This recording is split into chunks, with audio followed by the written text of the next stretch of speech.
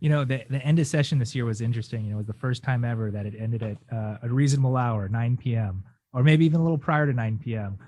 Can you kind of explain how it felt to get out there early? And you think this is a trend we're going to see in the future continue? Well, I definitely think having less bills, as you know, there was a bill limit, and I'll be the first to say that I don't really mind the bill limit. I think that there is a lot of legislation, and I think one could ask a very serious question, which is, do we really need to be putting that much legislation forward individually for every session?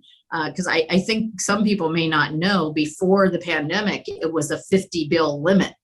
Wow. And that might seem outrageous, but there are some people putting that many bills forward. They don't all get signed, but I do think with less pieces of legislation, we were able to get done through a little more timely. I also think a kind of in-house gossip, I think that both houses and the leaders in both houses learned some lessons from last year. As some of you might remember, right, who are listeners, we ran out of time last year, and several bills were held and several bills did not get through. So I think the leaders from both houses really did not want to see a repeat of that. So they brought those up earlier, so we weren't at the last hour. But I don't think anybody minded us being done at an appropriate time, 9 o'clock. No, and I guess you didn't mind either. Were you able to get home that night, or did you still have to fly out the next day?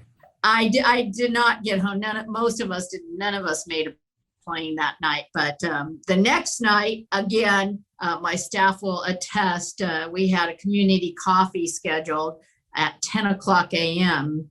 And I'll admit, for the first time ever in my 7 years in the legislature, I actually missed the flight because I did not hear the alarm.